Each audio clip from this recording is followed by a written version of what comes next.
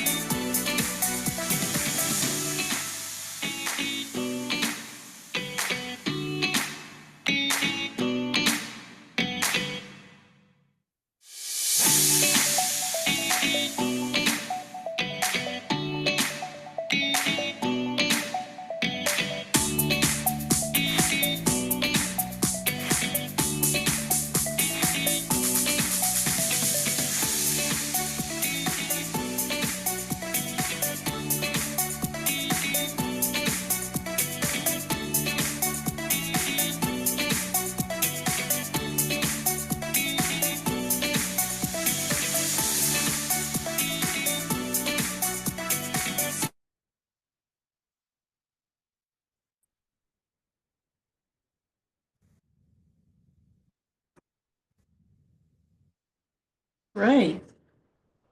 Well, welcome everybody. So happy to have everybody here tonight. I see we have 14 people. That's a good turnout, eh?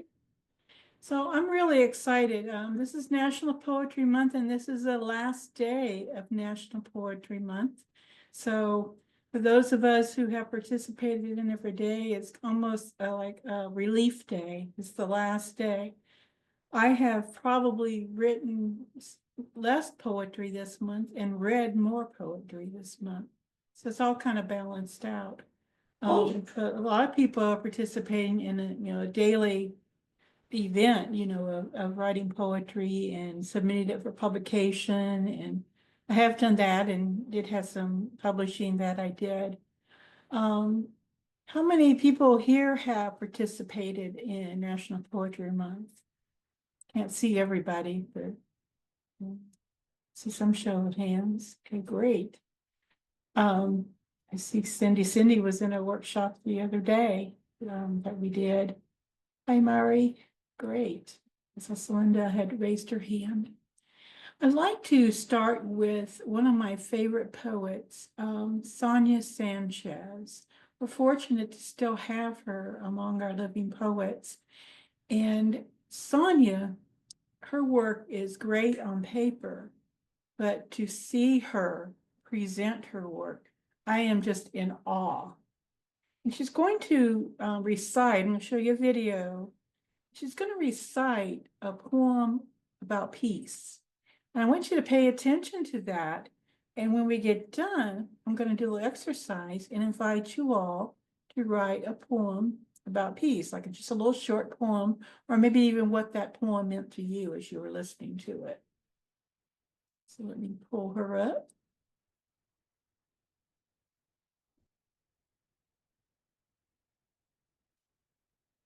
Sure that I have my sound on. Let's see. Technology.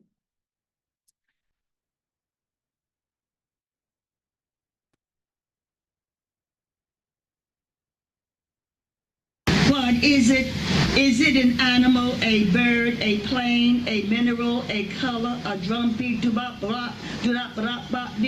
is it a verb, a noun, an adjective, a prophet with no pockets, circling our paragraph lies, Du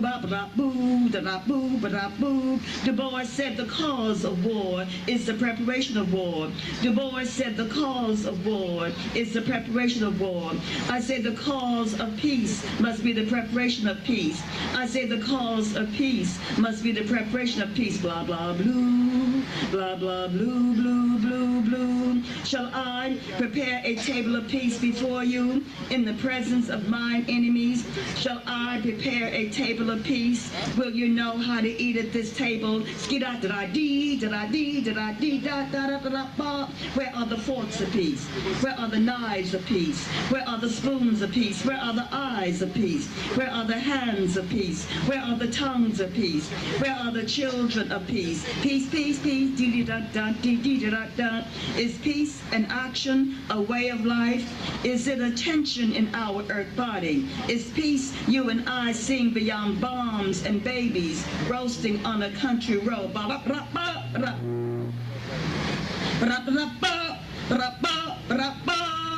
Peace must not be still. We have to take it on the road, marching against Pentagon doors lurking in obscenity.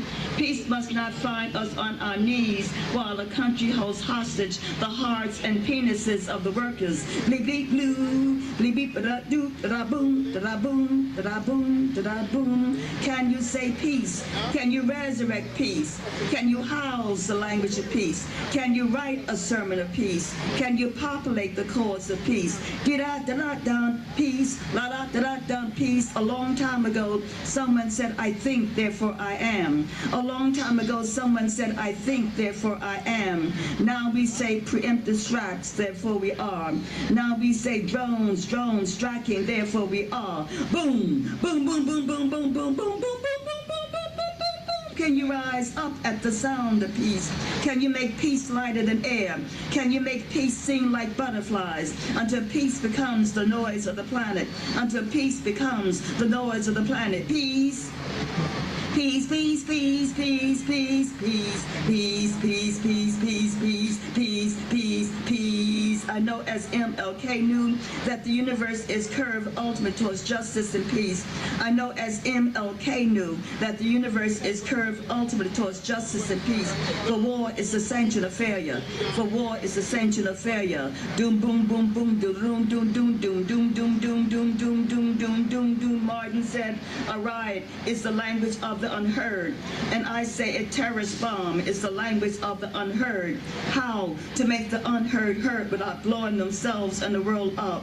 How to make the unheard heard without blowing themselves and the world up.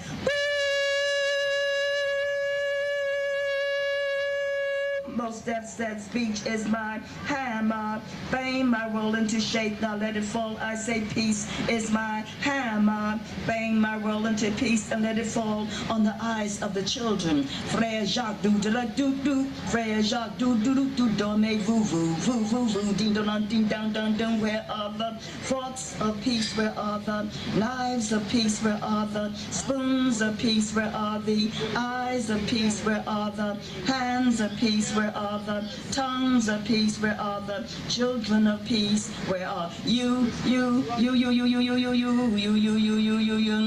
Where are you? Where are you? A poem about peace.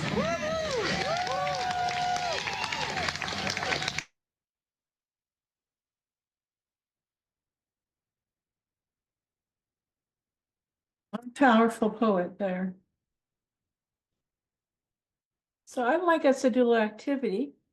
I'm going to ask you to think about what you just saw with that video. Let's jot down maybe a few words that it brought to mind, and let's see if we can put together a haiku or a small short poem about peace. And I'll give you probably about 5 minutes, just a little short period of time.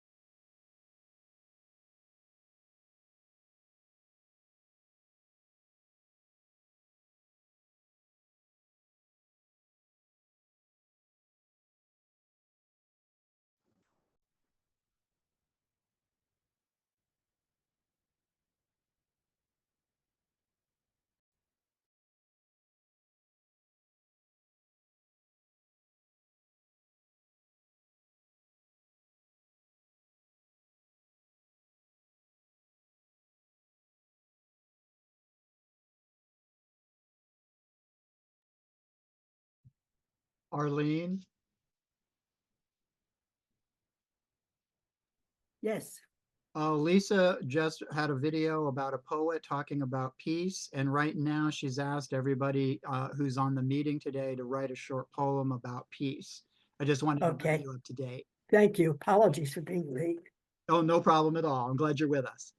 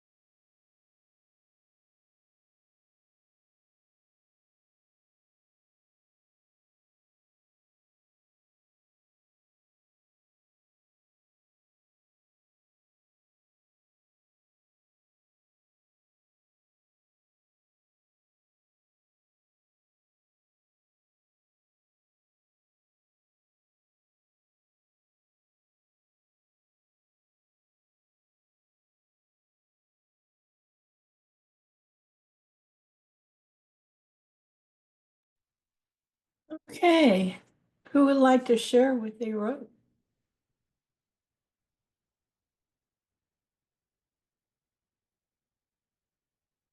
Who's got her hand up? Go ahead, Sue. Sorry, I couldn't find my clicker thing. Well, I just had a lot of impressions. 1960s and when my mom was protesting the war. War is not healthy for children and other living things. My mom campaigning for McCarthy. Mom calling me Susie Boo. My mom is peace. I am safe.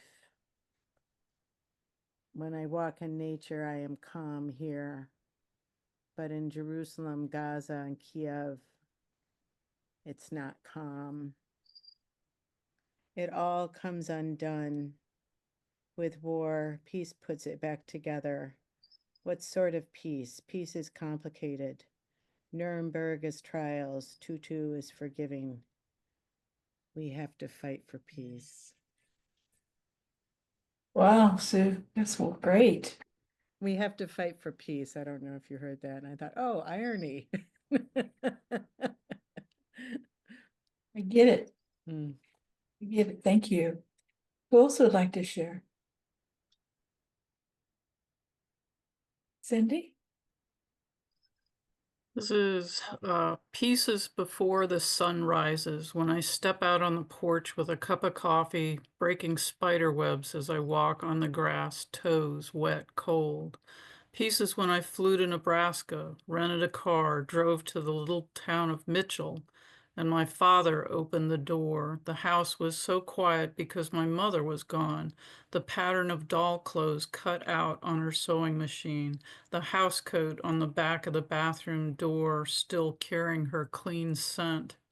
Pieces when the protests are over and the garbage haulers pick up the empty water bottles left by the people from all over who got back on the bus. Wow. You really took me there, Cindy. I like that. I think Arlene, you had your hand up. You had to unmute, hon.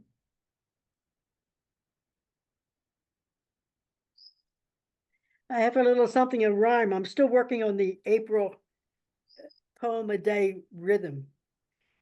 So the poem of peace. It only takes two people of care to speak with open hearts, no despair, to share thoughts, ideas, new ways to solve problems, differences. Just say carefully what your words will be, with open hands, open heart, and you'll wait to see. Lovely. Thank you. Who else would like to share?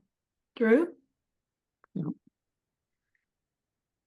When all the noise is not, shudders. When the mind's quiet for a quick moment. When the over voice slides, finds its path through the golden gilded words, through the golden gilded words can emerge and reach past to hearts. Thank you. Mari? Mari, did you have your hand up? Peace, when undefined in our minds, leads us to chaos, the journey with no certain destination. Excellent.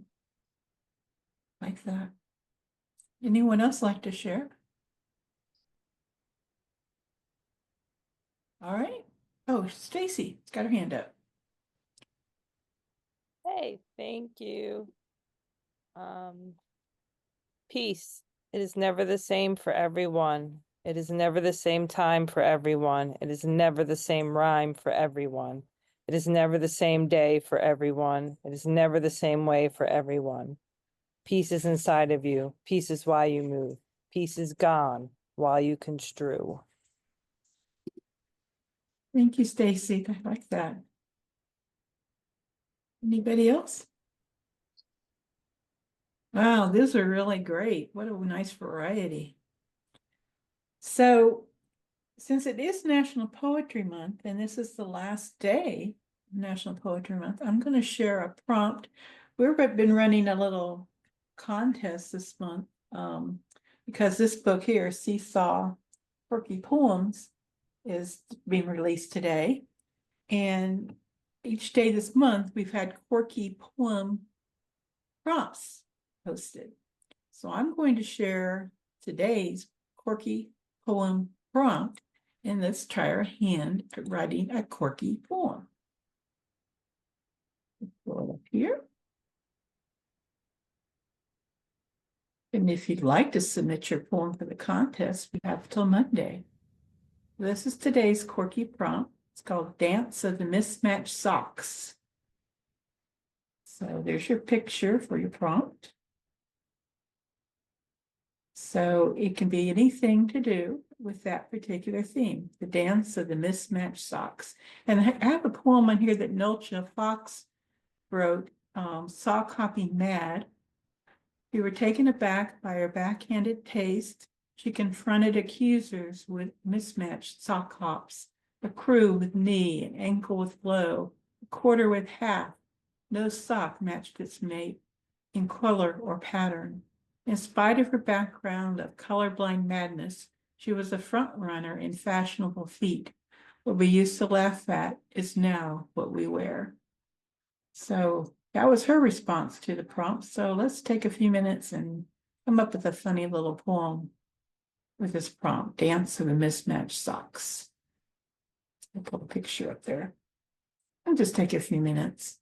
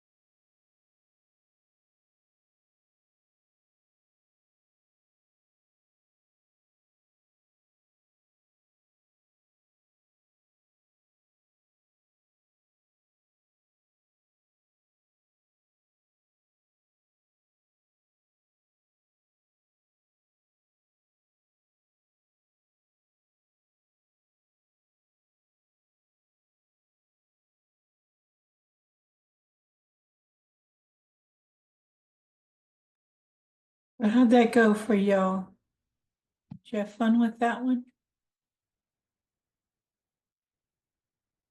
My daughter works at 321 Coffee, and at their latest big conference, there were a lot of people there wearing mismatched socks and dedication to the whole concept that they have with 321 Coffee, having to do with Down syndrome. And my daughter, then she works there, she had to get her a pair of special mismatched socks so that she could wear those to work. So it's her favorite pair now. Who would like to share what they wrote? Do you have your hand up, or is that? Oh, Yeah. yeah. Well, I was thinking I shouldn't go first both times.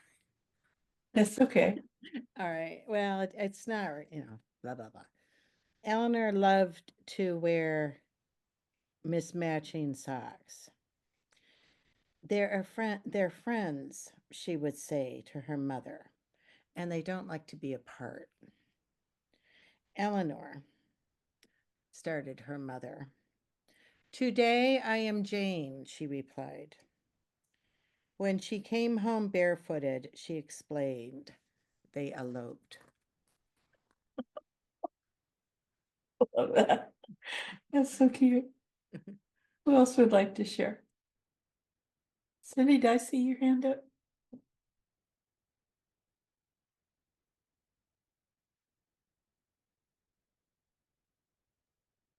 Yes, I didn't finish it, but here's the first two stanzas. I really don't feel like they're poems. I'm just kind of writing impressions down. That's how poems get started.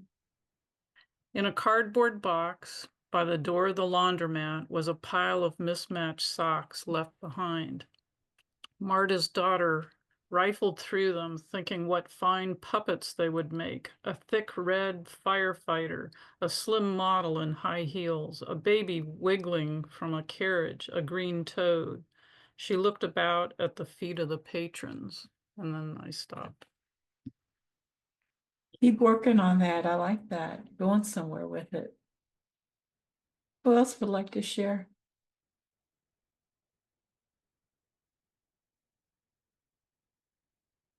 Did y'all get a good writing going on it?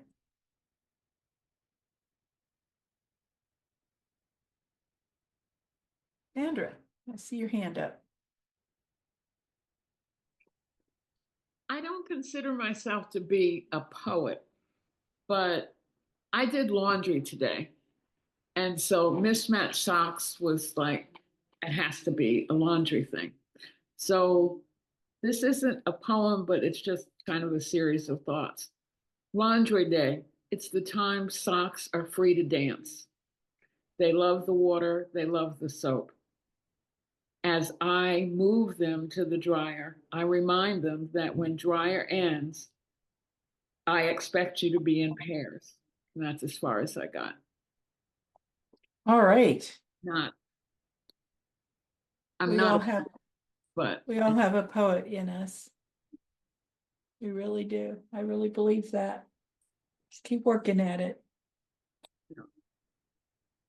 So one of the things that I talked to Don about, and I'm finally going to make it official, is to have a poetry group, as an extension of TAF. So it'd be a TAF poetry group. And I'd like to have some in-person meetings, but I'd also like to have some online meetings. And so I'll be sending out an email within the next couple of weeks with some proposed ideas to see who would like to be a part of the group, and just have some fun, do some fun things with poetry, and maybe try to meet in person maybe every 6 weeks or so, and have some fun get-togethers. We used to do that a long time ago, and then COVID came, and I think we're safe now to try to get together with groups. So I think that'd be fun. Also, you might want to maybe you should just take a note of my email address, which is ljtomey@gmail.com, because I'm going to give you an opportunity to get something for free. I'm having a promotion for this book here. Postcards to Herself. It's a prose poetry novella. And if you just send me an email, I will send you a Kindle copy. So if you have a Kindle, just email me and say you'd like to get this book, Postcards to Herself, and I'll send you a copy. Lisa, can you put your email in the chat? I sure can. I'm glad Lisa brought up the idea of a poetry subgroup because I think that is a really great idea. We've been talking similarly with our new romance members about doing the same thing.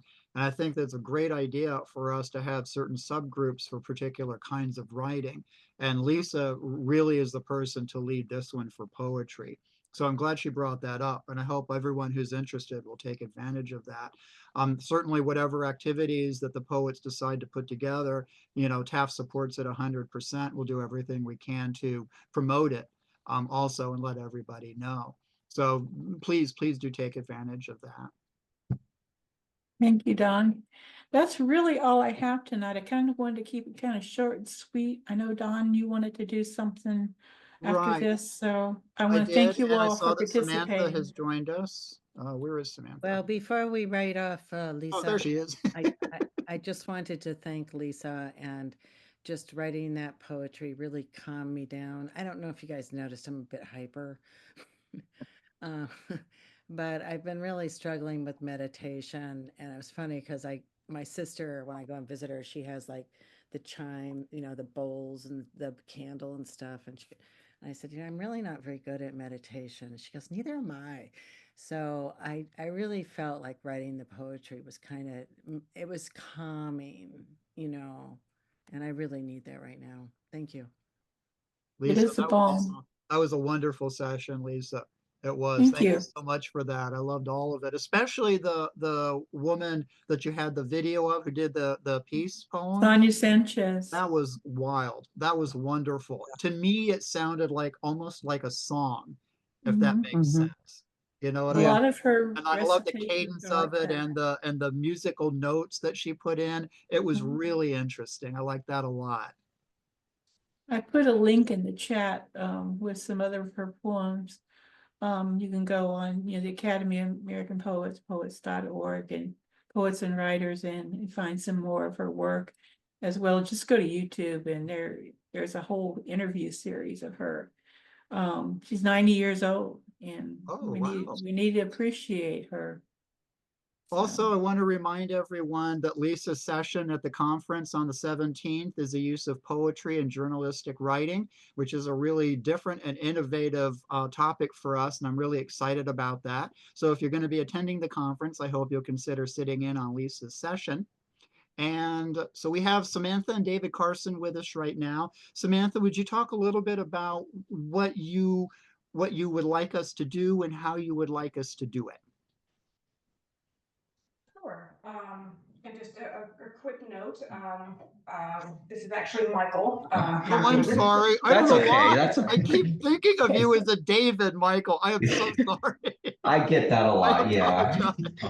That's okay.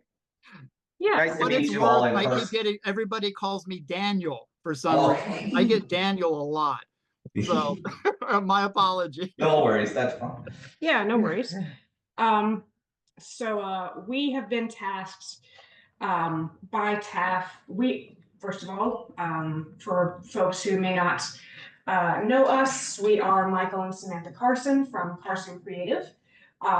And we have been doing some work with TAF for promoting the Right Now 2025 conference, specifically on social media. So most of the Facebook, Instagram, and LinkedIn posts that you may have seen kind of in the past couple of months leading up to the conference have been things that we've worked on. And now we're kind of hitting the home stretch, as I'm sure everyone is aware. And what we would like for tonight is just to get a few really testimonials about both past conferences and about TAF membership in general, because we will also be, after the conference, we will also be doing some promotional work for promoting membership in TAF. And we'll be putting together a couple of short videos, kind of compilations of the testimonials here today. So that's really what we're looking for. So to start, raise your hand if you would like to do a testimonial with us this evening right now. Sue? If you've attended a past conference, just whatever thoughts you would have about it is all we're really looking for.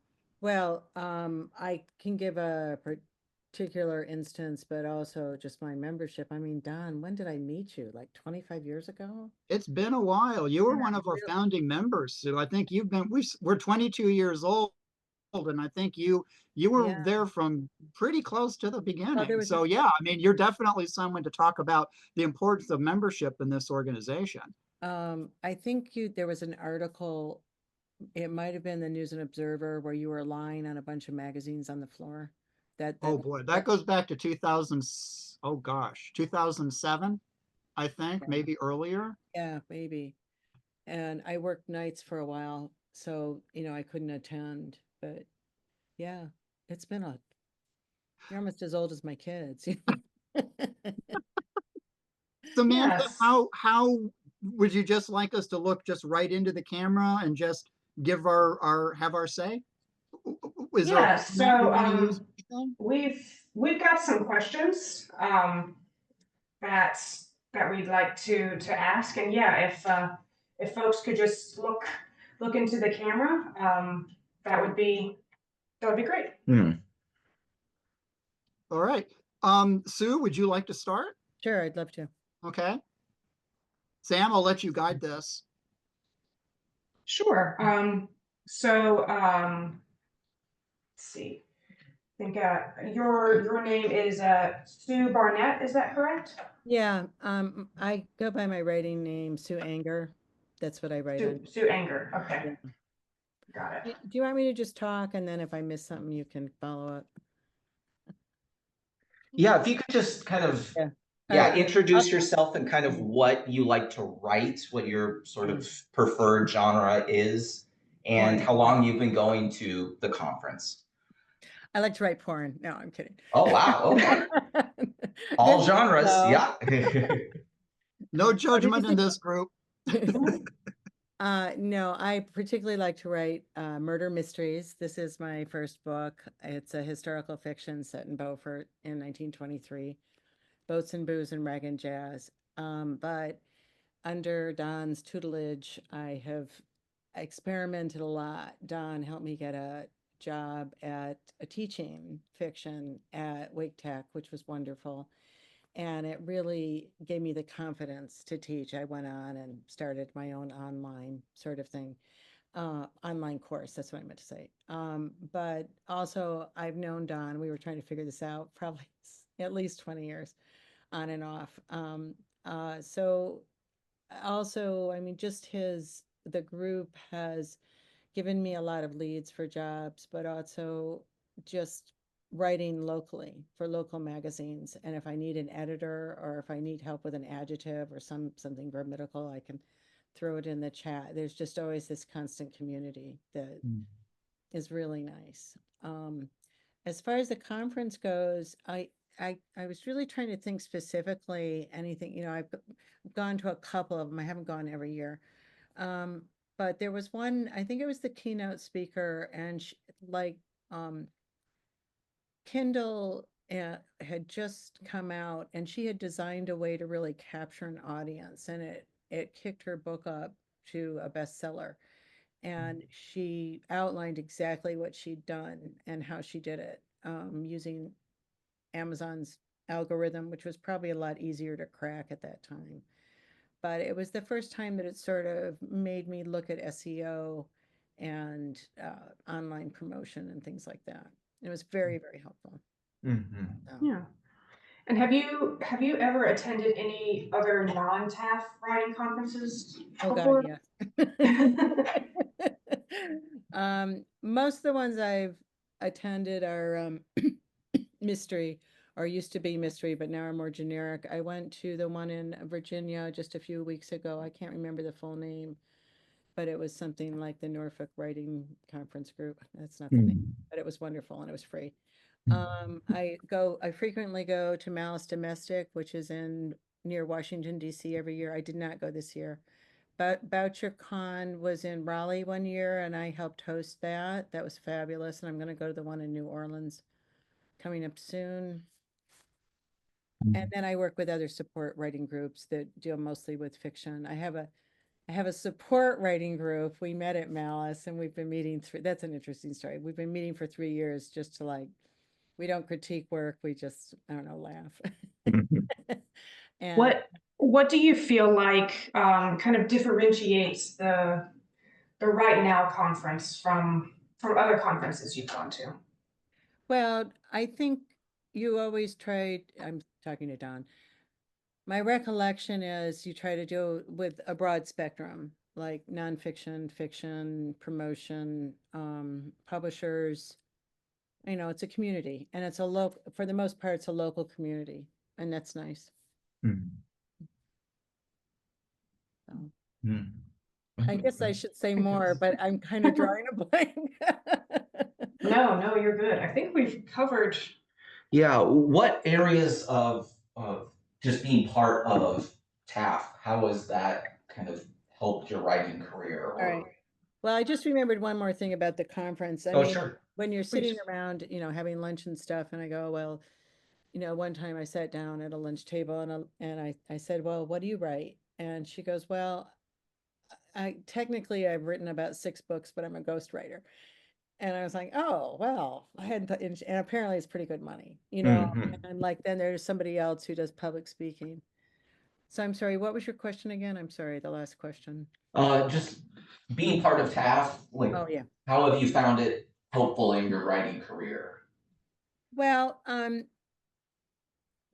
there are a lot of people who do a lot of different things, magazine writing, that can be intimidating, but I know a lot more about it just hanging out with people and seeing and then looking at something like Jenny. What's Jenny's last name? Don Glick? Hart, Jenny Hart. Jenny Hart. Like she'll write something from one of the local magazines and I'll go, oh, okay. Now I really see how she edits things, how careful she is, how important words are, how important sentences are, how she puts it together. I think sometimes like if you get a subscription to the New Yorker, you go, oh, okay, this is how people write. Because nowadays on social media and stuff, it's people just are so pumped to get content out constantly. Yeah. So, but I just felt if I ever really got stuck on something, I recently had this huge freelance position with an engineering firm, and it was very taxing. But when a couple of things came up, kind of ethically, like eventually, the job ended, but I could see what they were doing. They were going to stop using writers. They were going to use AI. And I was going to friends saying, what does this mean to you? And I was trying to explain to these, engineers, they love machinery and AI, and they couldn't understand why this wasn't working for me. So I think that as we go forward with the AI, I think there's people in the group that will be supportive of writers. So yeah. Do you find that it doesn't really matter what genre a person is in, even if it's the farthest thing from what you write, there's still so much benefit and inspiration and knowledge that you can pass to one another? Well, I do a lot with NYC Midnight, their little contests, and I get thrown into science fiction from time to time.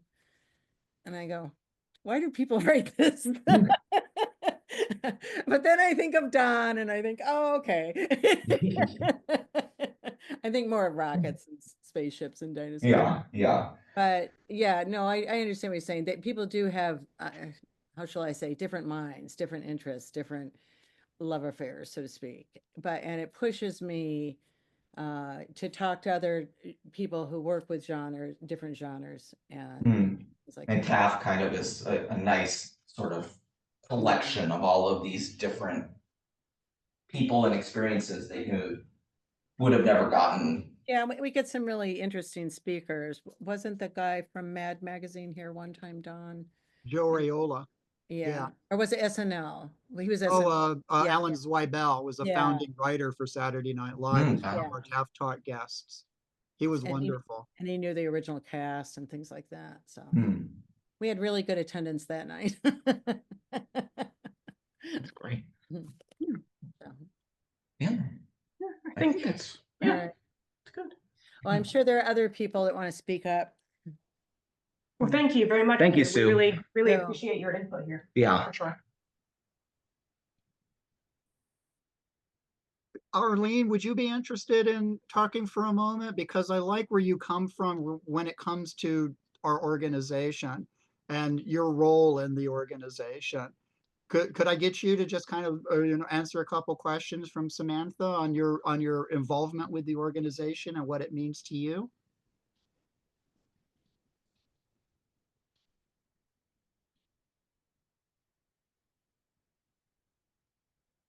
Arlene, you're muted still.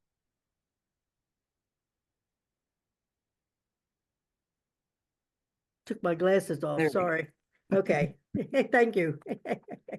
And just a quick note, if anybody would prefer to have their cameras off, audio is completely fine if you would rather just speak instead of doing video. Okay. Sure.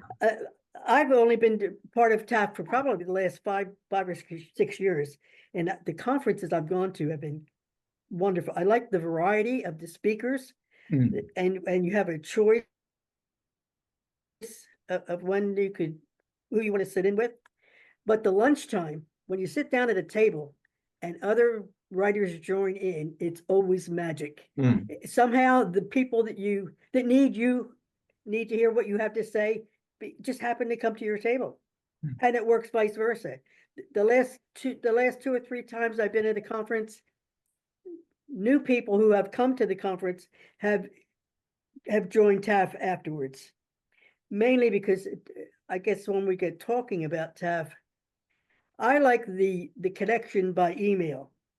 When someone has a problem or a question, they throw it out, and the answers that come back, because we have such a variety of talented people that cover different aspects of writing. So I wouldn't have a clue about a contract, anything to do with legalities. But recently somebody had a question, and there's been constant support, and there's no dollar signs involved in this. It's a true feeling of one person, one writer helping another. That's fabulous. You don't get that often. I also do I put together an omnibus for TAF for the last few years, which gives a newcomer writer a chance to get published so they can build their own resume. And on the other hand, the seasoned writers that send something to the TAF omnibus are supporting the organization that we all love.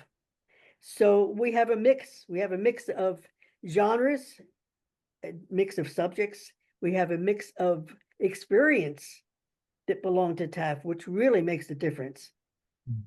And I love TAF. I can't think enough to say about it. But it's the support that you give to each other. I wish I'd known when I first began writing about this organization, because I didn't know where to go. I didn't get my start was slow because I didn't know where to go or who to go to or who to ask questions. I didn't know anything like that. TAF is right there. No matter what, I've never seen a question put online with the group that it didn't get probably a dozen answers.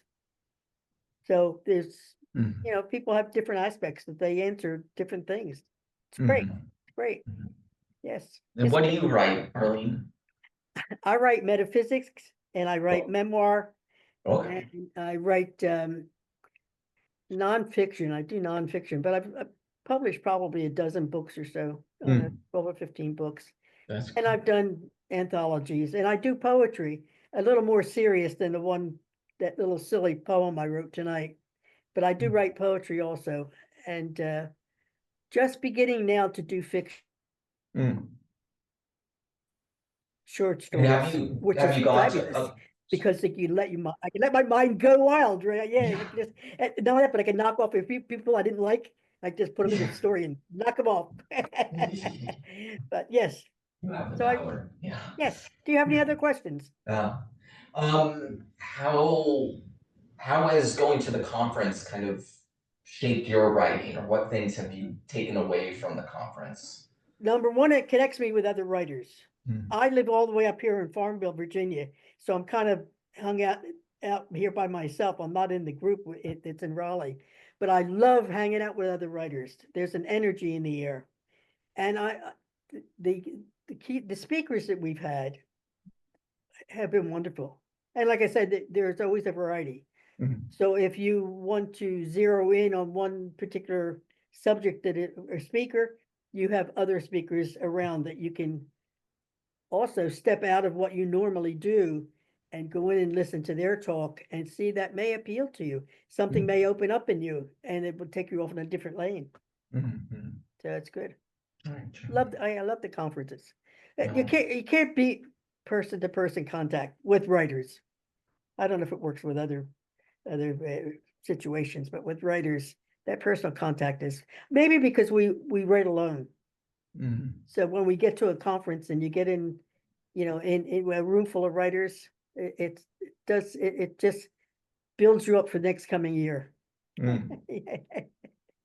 Love So it. true. Yeah. Yeah, Yeah. definitely. You're awesome, Arlene. The check's in the mail.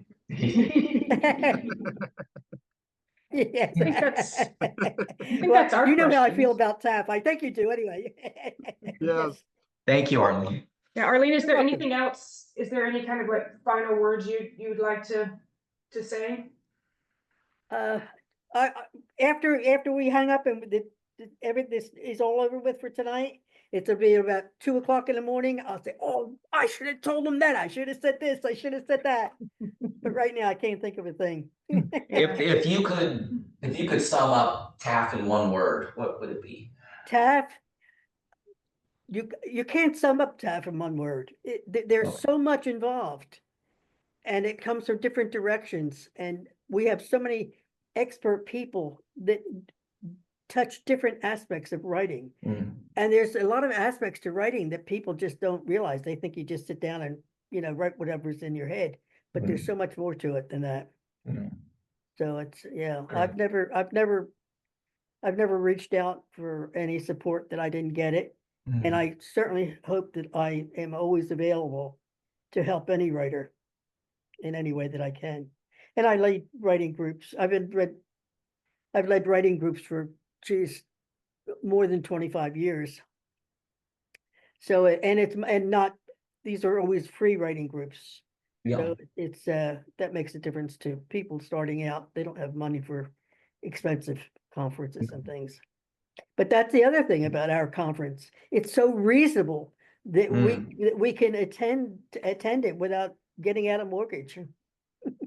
Yeah, I've been to writing conferences myself where it's $400 just to get in, and then you have the hotel, and then travel, Yes. and just all these extra things, and Exactly. they're worth it. But there's a reason struggling artist is a thing, and it's kind of Yes. it's hard to invest that much at times. Yes. So yeah, that's That's true. something I've seen in TAF in this Yeah. conference is the variety and the kind of cost of entry is very accessible Yes. for all Yes. folks. Yeah.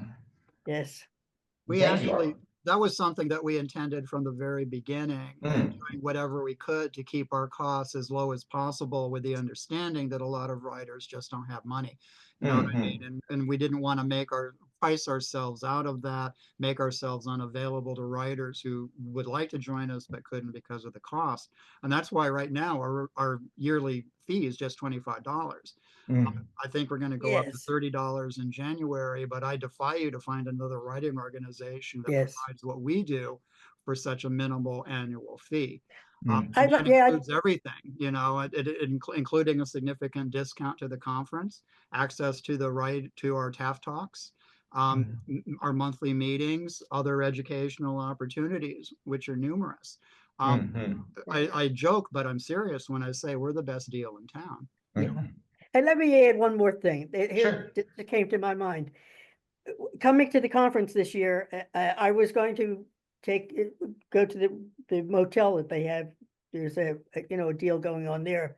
But one of the writers at TAF that I've been talking through, that I know only by email and by being a member of TAF, has offered me to come and stay with her the night before. And that way she's going to come to the conference too. I mean, how often does that happen, that someone opens up their home to you that you've never personally met? So she's a TAF member, and she said, "Oh, no, come and stay with us." Yeah. That's marvelous. Yeah, it's that community. That's great. The word you asked, what one word you would use to describe TAF, and I think for me, and I think others will agree, that word is family. That, you know, it really is, and that's what sets us apart from other writing organizations, you know, many of which are critique groups and whatever. But we have a very active listserv, as Arlene was noting, and we celebrate our successes and we commiserate when things don't go the way we think they should. We answer questions and we're there for each other. You know, it really is a very strong support network. And, you know, and part of that is helping our members. You know, if they have issues, they have questions. A lot of them are new writers, brand new to the profession. They don't know anything. They don't know where to start. And I say, come on in. We're the group you need. You know, we're a full service operation and we can answer any question that you have. We've got writers with decades of experience and expertise, absolutely willing to take new writers by the hand and show them down the path. And I think, you know, that's one of the things that makes our organization truly unique in North Carolina. And, you know, we are a regional group, but we have a statewide reach and we actually have a national reach. You know, Arlene is in Virginia. We've got members all over the United States. So, you know, we're a regional group, but we've got a national footprint, which I think is important. I see Mike Rumble here, and Mike has been a member of this organization for a very long time. He was president for quite a while. He handles the lunches during the conference. And Mike, I was hoping that you might, you know, have Samantha guide you with a couple of questions, but I'd really like you to comment about both the conference and, you know, what TAF means to you as well. And it's funny, you know, just a couple minutes before that, I was like, well, maybe I should say something else. And then I'm like, no, Don probably wouldn't want me to. And I'm sorry, I didn't quite catch the name. It's Mike Rumble. Thank you very much.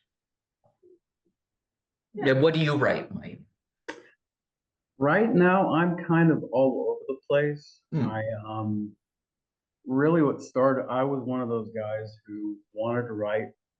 I worked with someone who actually had knew Don and Mark and stuff and still hangs out with them. And she said to me, you know, go and check it out.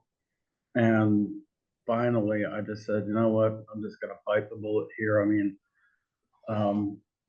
I'm a born introvert, so, you know, coming out and trying to get into a bunch of people is not easy for me. And so I came to the first conference, and when it was down at the Northern Wake Tech, and I checked in, and I'll never forget that, you know, as I walked away with my little folder, Don's wife, Nan, leaned over to Mark and said, "He's new, follow him."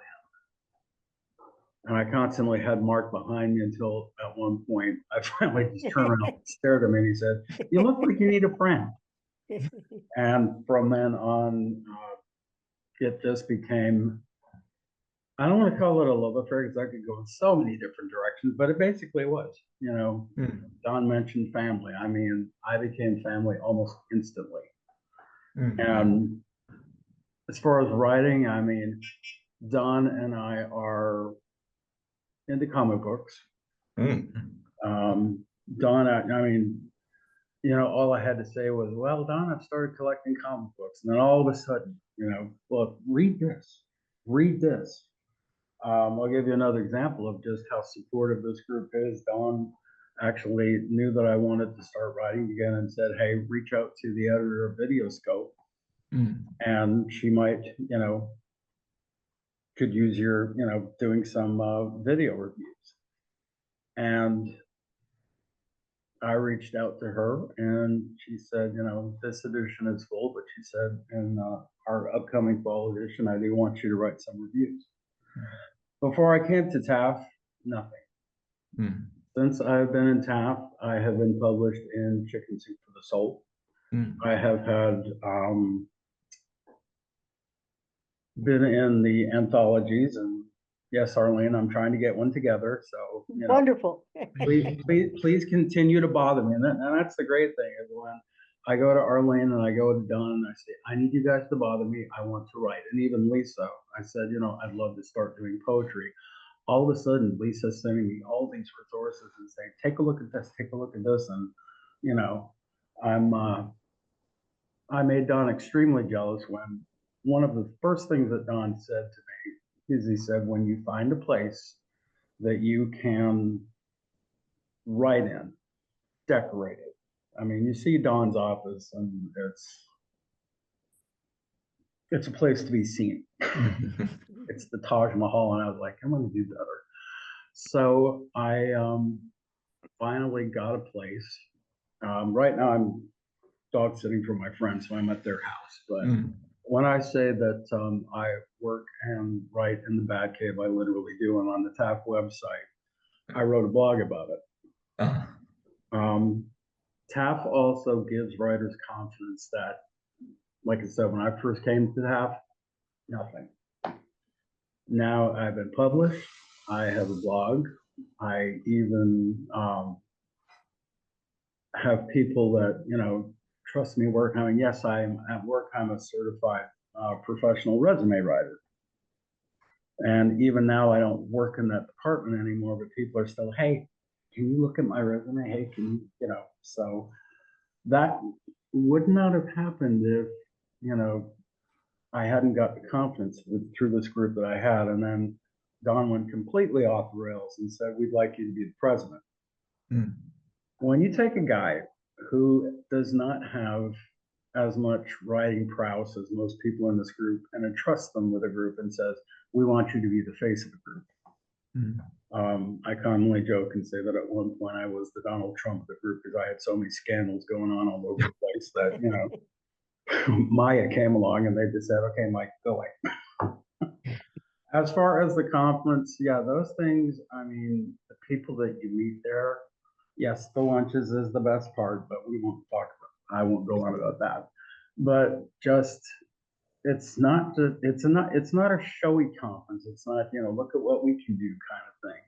It's, the biggest thing is it's a conference that offers you something. Like you go there literally and people are just walking out going, wow. I mean, you know, just, and the people that are there, I mean, they take the time to sit with you. And, you know, if you ask them a question, they're, you know, they're not ones that say, no, I don't have time for this.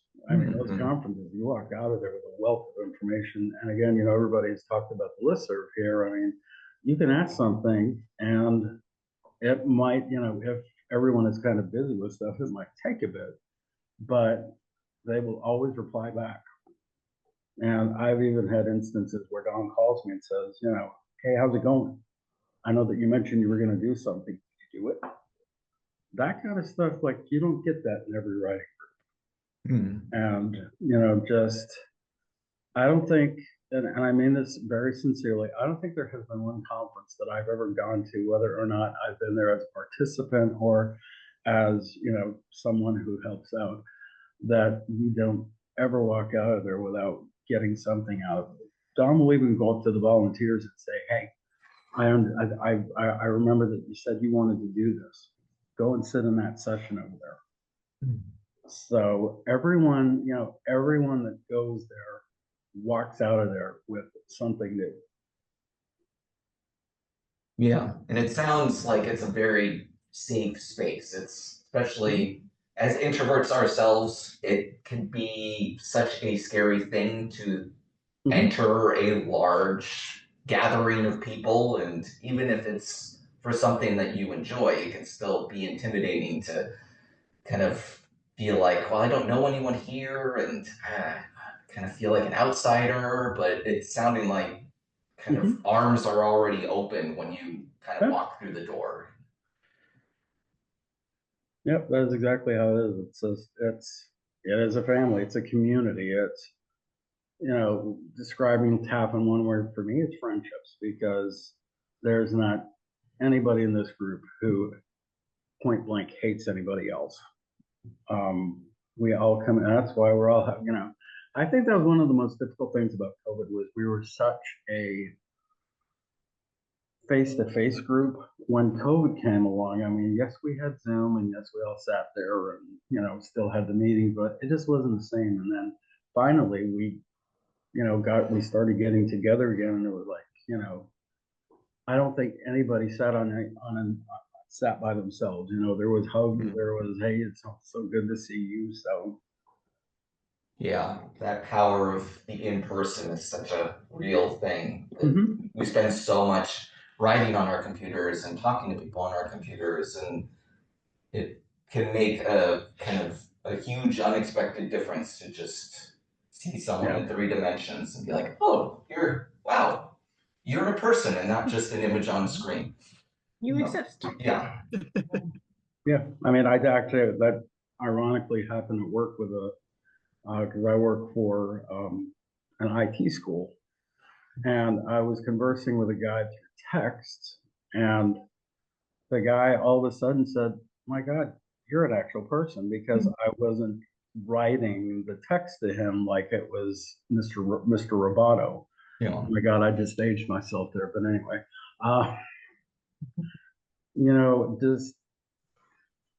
he said, oh my God, you're a real person. And that's why he turned around and attended one of our sessions tonight. Was he finally said, I thought this was all animated. I didn't think there was going to be a person there tapping on their keyboard, answering me. And I'll pull that back to TAF. That's how it is here. When you have, we're real people. And the wonderful thing is that when I got published, it was, in the first Chicken Soup for the Soul book, which happened because of TAF. Christy Stevenson came up to me and said, hey, they're writing something about, Canada. Well, I'm Canadian by birth. It's okay to be jealous, people. It really is. Just kidding. Just kidding. And, they kind of, and everyone said to me, Michael, you've got to write for this. And me being the introvert and being the total pessimist was like, I'll write something, but it's not going to do anything. I still get chills, as a lot of people do, when you open a book and you see your name in it. You're like, wow. And when I told the group, even with this thing with Videoscope, it wasn't on saying, look what I just did for somebody else. I got another one. No, when I say that they celebrate you, which is the amazing part. And that just, you'll sit there and you go, well, dang it, I can do that again. Mike, I appreciate all of that. I really, really do. Cindy? Thank you, Mike. Would you like to say something for this? Do you have any thoughts you'd like to share about the group or the conference? Well, this will be my first conference, so I can talk about that if you want. I'm Cindy. Samantha, do you think that would be good? Sure.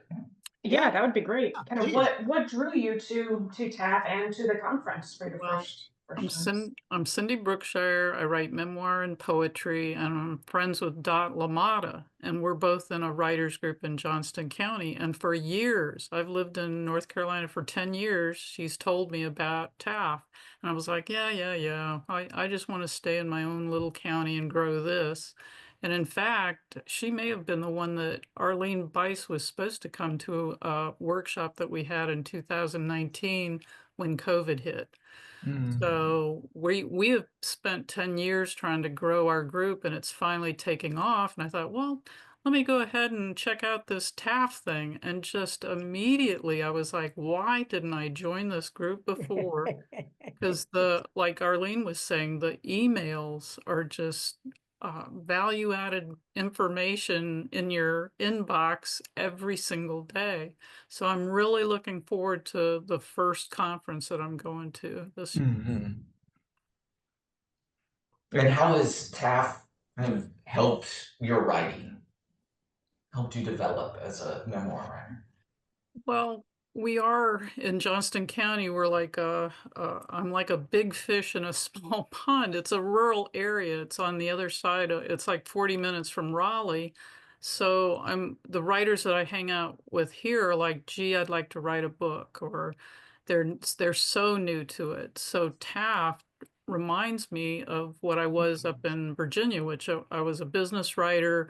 I was a member of the Virginia Writers Club, very much more professional, working everyday writers. And so that's what hit me was, man, I really got away from being around other people that raise you up because they're every day working and trying to make money at it. So that's what Taft has done. It's said need to get back to some of that. I do Yeah. creative writing here. I don't do business writing anymore, though. Yeah, kind of that natural love of writing. Yes, the passion. And North Carolina is the friendliest state for writers. I'm also a member of the North Carolina Writers Network, and everyone I've met here just wants to help everyone else out. In Virginia, it was a bit more cutthroat.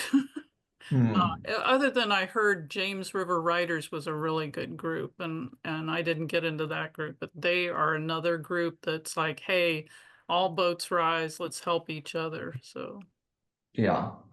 And that can, as someone myself who's been in several different kind of writing groups, it can be a rare thing to find one that you feel safe and comfortable in opening up. I mean, it's such a personal thing when we write, and to kind of let others into that can be kind of a scary process. But right. But yeah, it sounds like not just having all of the different genres and kind of experiences, but just the one thing that's shared is just we all are here for each other, kind of. And I'm excited about your keynote speaker, the S.A. Cosby, because he's from Virginia. I think of the Tidewater area or Lynchburg, somewhere around there. I'm like, wow, he just, yeah. We were super lucky to get Sean this year. His star is rising just crazy. And I know that within a year, we would not have been able to get him. I mean, the dude is awesome. One of his books is being made into a movie produced by Jerry Bruckheimer. He's won every writing award you can possibly think of. And his star just rises and rises and rises. And so we consider ourselves extremely lucky to have him join us this year. And he did a TAF talk with us, and he was absolutely magnificent. And his genre is not my genre, but I read his books because he's going to be our guest. Could not put them down. They were absolutely fantastic. So yeah, I'm as excited as Cindy is with that. And Cindy, you mentioned Dot Lamada, and Dot's here with us. Dot, would you like to share some thoughts? You've been to a number of conferences, I know. Thank you, Cindy.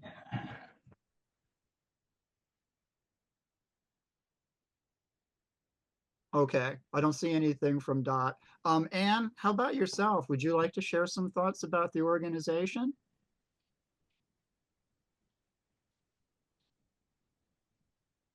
Sorry.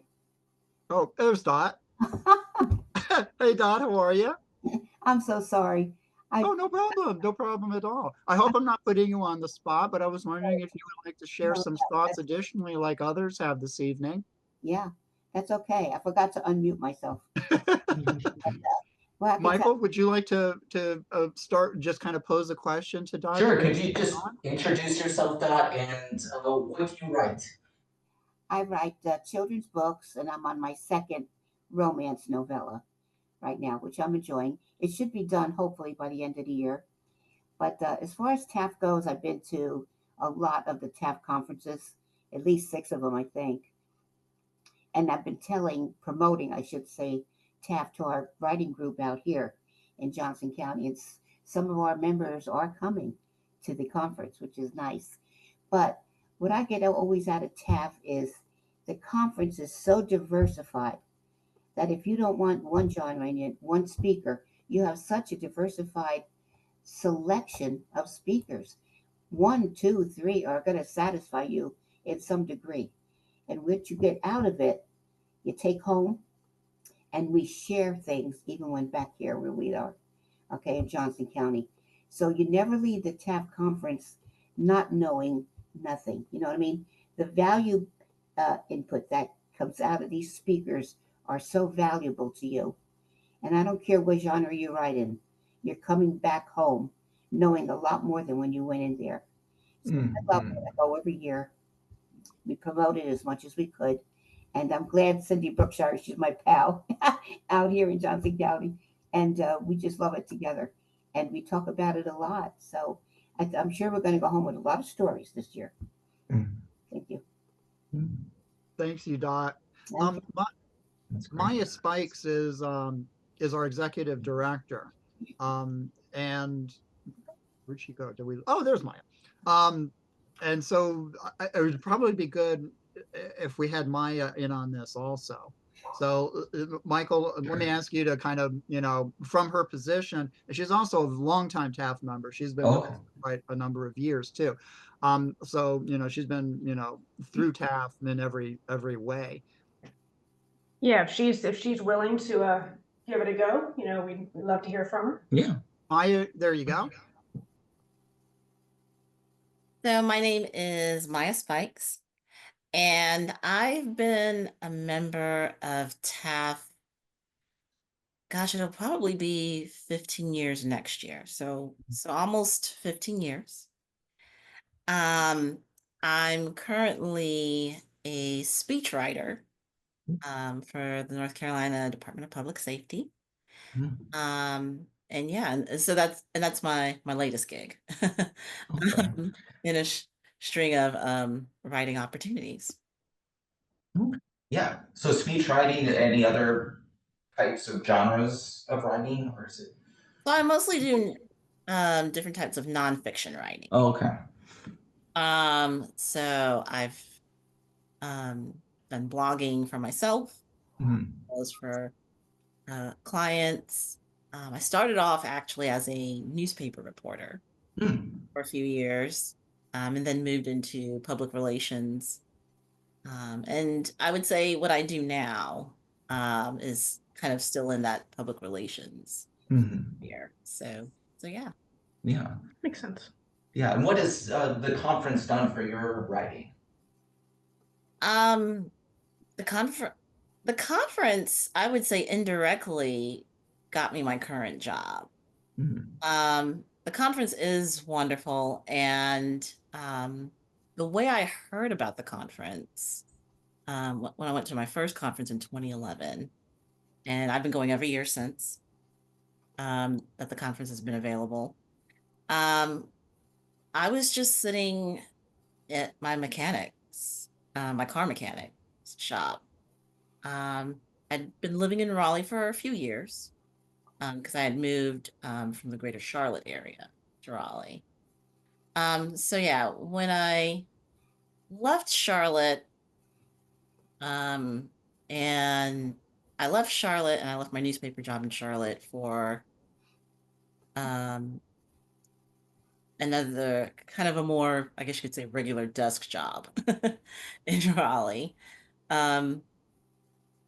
And I liked it, but I really wanted to get back into writing.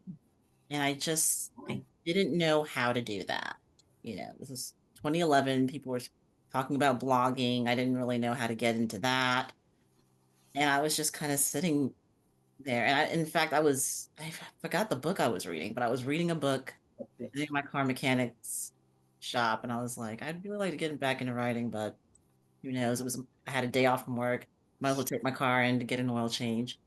And Don, as well as another one of our longtime TAF members, Mark Cantrell, Don and Mark walked into the mechanic shop with stack full of brochures for that year's upcoming Right Now conference.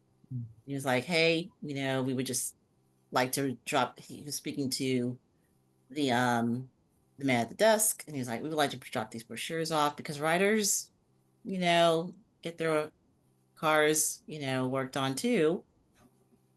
And I was just stunned. I just sat there in silence. I didn't even say anything at first because I was like, this can't be happening. So right as Don and Mark were leaving, I was like, kind of at the last second, I was like, hey, can I stop you? I would like to take one of those brochures. And I went to the conference. And that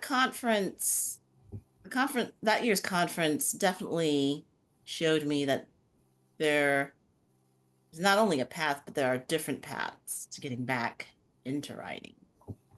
And I would say that as great as the conference is, and it's definitely an inspiration to start or restart your writing journey, I think it's what happens or what can happen, what can easily happen after the conference that makes all the difference. And that's what I like about TAF is that they don't just it's not a group that just drops in once a year.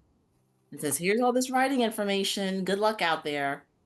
TAF does a wonderful job of really encouraging people who are attending that conference and who aren't members of TAF to get involved in a community, to make connections, definitely make connections while you're at the conference, but also get involved after the conference because it's getting involved with the group. I mean, that's what led me to finding different opportunities. Because that's one of the great things about our group is that, and again, as others have mentioned, with it being just such a generous group, people don't mind, posting and sharing, either by email or in person.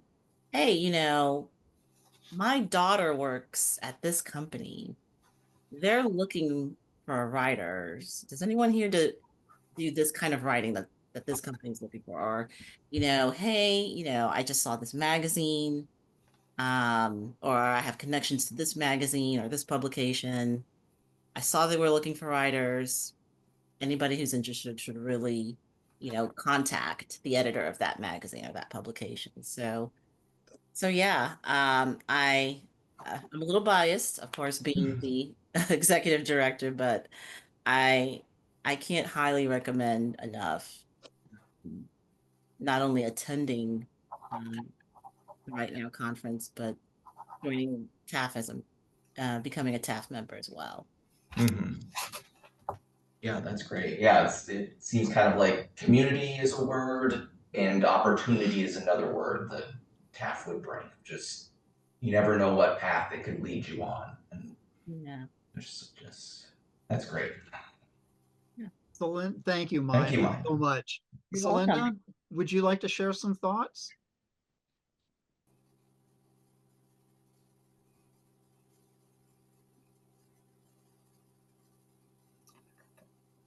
I don't know if Celinda's there. Admit.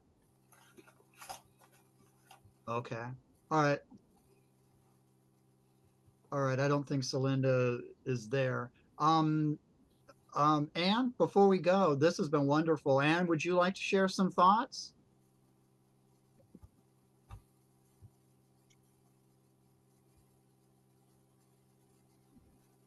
All right. I guess not. Am I not seeing something? No. Okay. All right. So we're down to 7 people right now. Okay. So Samantha, is there anything else? Oh, Dot, did you want to say something?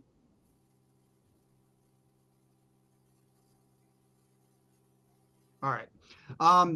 Samantha, is there anything, or Michael, is there anything you would like from me right now? Is there anything you think that I could contribute that would be worthwhile?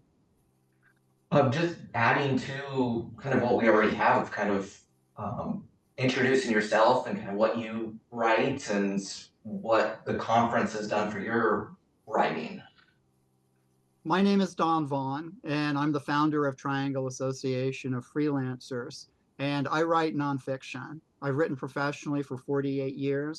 I've worked as a full-time freelance writer since 1991, and over those years, I published around 2,000 articles and columns and stories in scores of markets ranging from Mad Magazine to Encyclopedia Britannica. I started TAF in 2003.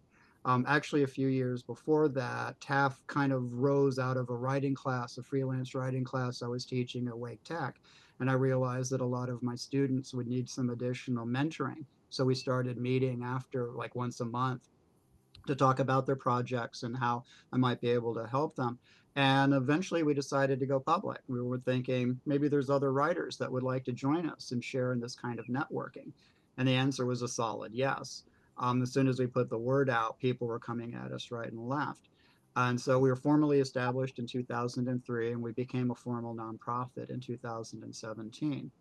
And one of the reasons I wanted to start an organization like TAF is I believe it's very important once a writer has achieved a certain degree of success to do what they can to pay it forward, to help those who are brand new to the profession, to reach behind you and take their hand and help them up that ladder. And that's what I saw TAF doing. And so I wanted to make sure that it was affordable to all writers. I wanted to make sure that it was inclusive of all writers, of all forms and genres of writing. I wanted to make this wide open, the biggest tent we could possibly have for writers in the state of North Carolina. And right now we have a little over 155 members, most of which are in North Carolina, but also surrounding states. And we held our first conference in 2008. I remember the discussions prior to that about whether or not we could actually pull something like that off. We decided to give it a go, and our first conference was held at Wake Tech Northern Campus. And we had 60 attendees, which I thought was very, very good for a brand new neophyte writing organization and their very first conference. And after that, we were off and running. And it was very important to us that we offer an eclectic array of sessions for our attendees that address both fiction and nonfiction and poetry and memoir and a variety of other genres and writing types. And so that's when we plan the conference, that's what we look at. We want a nice selection of not only well-published writers, but writers that have something important to say. And so, I mean, there's a lot of big names out there, but just because somebody sold, 500,000 books doesn't mean they're effective public speakers. And so we work very hard to bring in the best presenters that we can. And it was in 2015 where the bar got raised the highest. And that was the year that David Morrell, the author of First Blood, which introduced the character of John Rambo, was our fiction guest of honor. He flew in from the western part of the country, and he was magnificent, absolutely magnificent. His keynote address blew everyone away. People who were planning on attending the session opposite his for his craft were like, no, I'm going to go in and I'm going to see what David has to say. So 2015 was the year where we really broke our boundaries and we realized that we were a writing organization of consequence, offering a conference of consequence, something that was very valuable to regional writers. And we've moved forward with that intent every year. And, we try to bring in the biggest names that we can. And we've been lucky enough to bring in some very, very important writers. And this year we're bringing in S.A. Cosby, which we're very excited about. And for me, the conference, I chair the conference and I have since the very beginning. This year, my co-chair was Tara Minter, who was invaluable. And in planning the conference, I try to find speakers that I know that I will learn from as well as other attendees. I've been writing for a long time, but I don't know everything. A writer never knows everything. Our education continues until we're dead. And so I learn a lot. I come away from this conference just as enthused and invigorated and excited as an attendee joining for the first time who has never even sold something before. So it's very valuable. It's very valuable to me in that respect. And it's also very important to me that we have an event that is respected and looked forward to by people who have joined us in the past. And people are very excited about our future events. And as others have noted, very often people who have attended right now for the first time will turn around and join the organization, which to me suggests that we're doing something right. So that's what TAF means to me, and that's what the conference means to me as well, both as the founder and a participant, but also as a writer, a professional writer who's still at the game. It helps me. It helps me tremendously. And so, that's what TAF is to me. Yeah. And then the just seeing the amount of benefits that one can get from being a member of TAF, and in particular the TAF Talks seem like such a unique opportunity. Could you go into a little bit of how that came about? For me, the meetings are important because we always have a guest speaker every month. We try to bring in writers and editors and people who have something to say. Our TAF Talks are basically online moderated conversations with professional writers, editors, and other industry professionals. And over the years, we have been just amazingly lucky in bringing in really big names in the writing game. Earlier, we talked about Alan Zweibel, who is a founding writer of Saturday Night Live and an author and a screenwriter. He gets $10,000 for a public speech, but he agreed to talk with us for an hour for nothing, just because we asked him to. We've also had novelist and screenwriter and director Nicholas Meyer, who's best known for Star Trek II, The Wrath of Khan, Star Trek IV. He wrote The 7% Solution, which was a wonderful Sherlock Holmes pastiche. And he came in and gave a magnificent TAF talk about screenwriting in his career. We've hosted Pulitzer Prize-winning humorist Dave Barry, award-winning science fiction writer Nancy Kress. David Morrell joined us for a TAF talk also. I know I'm forgetting some other names, which I'll remember afterwards. But the TAF talks are important because they offer face time to very well published writers and editors and others in the profession. We've hosted people, not just writers, but editors and others as well. But it gives our membership literal face time with these people. You can ask Dave Barry a question. You can ask Nicholas Meyer a question, and how do they write? And, I think that kind of face time with well-published professionals is really important, especially for writers who are at the start. You know what I mean? And it's like, wow, this is the big name. I'm afraid to talk to this person. But you have to realize at some point in their career, they're exactly where you are right now. They've gone through all of this and they understand the angst that you feel and the trepidation and the fear that you'll never succeed.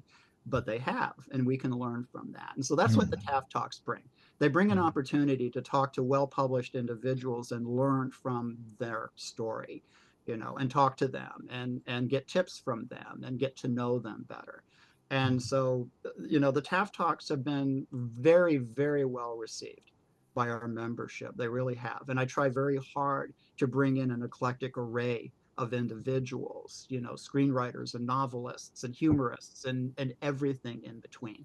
And I think we've been very successful at that. It's one of our most popular opportunities, I think. Yeah. It's great. Yeah. How many registrations are we at now, Don? I think we're right now, I want to say we're around 90, between 93 and 96. We are past 90, I can say that. Okay. And we are so close to 100, so close I can taste it. But you guys have been absolutely magnificent. I can't thank you enough for everything that you have done for us this year. You have taken us to an entirely new level professionally regarding the promotion of our conference. And I can't thank you enough. You guys have been wonderful. Absolutely wonderful. We appreciate it greatly. Yeah, we've been so happy to do it, and it's been a learning experience. It's been fun. Yeah. Well, It's after awesome. the conference, if I can give you guys a raving testimonial Oh, yeah. regarding what you brought to the game, you know, I'm more than happy to do that. So please reach out to me afterwards and let me know, you know, what you need, and I'm more than happy to give that to you.